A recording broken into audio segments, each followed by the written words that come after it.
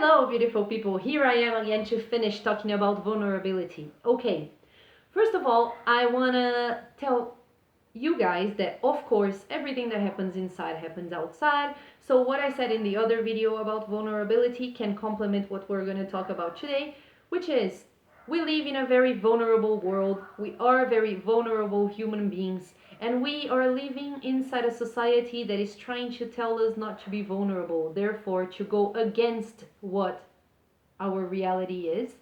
And we are trying to find vulnerable people without being vulnerable ourselves. Do you understand that this is a very toxic blend and a very toxic way of carrying on with your life? Because I can. And I can tell you something very special. When you deny who you are, I'm not saying that it's easy nowadays. I know that there is bullying everywhere. I know that people are being told to be exactly the same. I know that when you enter social media, you see always the same kind of people. I know that there is not a lot of diversity. I know that love is not a topic we talk much about. I know that the films do not reflect what a real relationship would be like. I know all of that. I'm not I'm not pretending like this doesn't exist. It's exactly the opposite. I want to make you guys aware that this is what's going on. That there is a greater love, a greater vulnerable moment, a greater presence and state of mind that you can find when you're vulnerable. And this can take you to a next level of consciousness.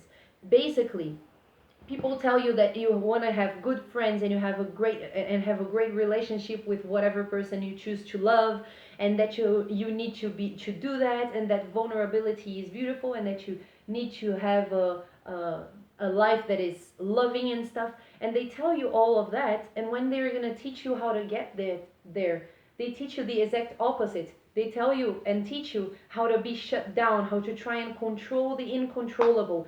We try to make our world perfect when the world is imperfect, and try to make the world controllable when the world is incontrollable. You can see through religion and politics, for example. It's exactly what I'm talking about.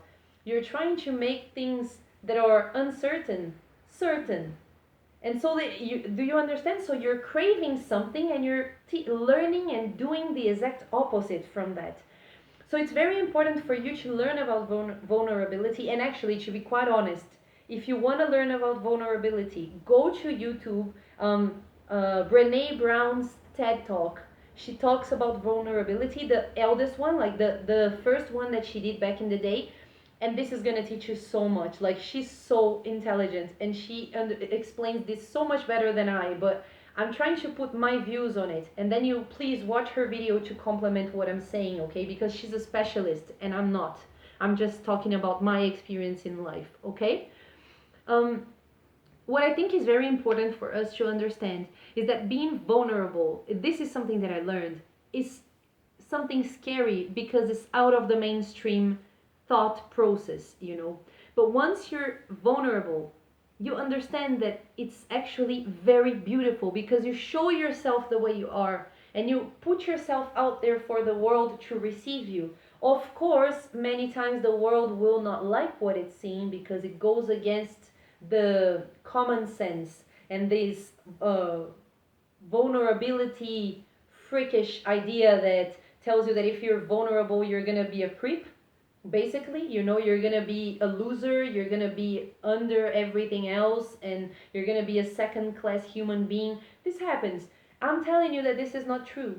And that being yourself and being authentic and just putting yourself out there, yes, brings a lot of negativity, but yes, brings a lot of positivity. Because then the negativity is gonna come from other people, but you won't depend on other people's energies anymore. And I can tell you that you have to, because we are born in a cycle that usually is very toxic, and when we ascend or we start to evolve spiritually, we get out of this toxic environment and we find ourselves kind of above bad energies, but also completely alone. And then you have the craving to go back, but then you go back and this doesn't feel right, and then you go up again. So it takes a while for you to adjust with being authentic, being vulnerable, and connecting with other people that do the same, okay? Because there are very few people who can manage to do that in the world, but these people do exist, you know. You can find them. So today I'll leave you with this idea that being vulnerable is being yourself regardless of other people, what other people are thinking, and not being scared of showing yourself up even though you know that you can get back a lot of negativity. When you are yourself, your energy blocks all of that out. And yes, you know that it's coming towards you, you just don't identify with it. Okay, so being vulnerable is actually a beautiful thing. And when you have the capacity to say to someone that this person hurt you, or that this person, you didn't expect her to do what she did, or that you love her even not knowing if the person loves you back, being able to express your feelings, to show up and tell people who you are, is a very powerful thing, is a very beautiful thing. It's going to make you different from everybody that is average, and is going to put you into another level of loving flow.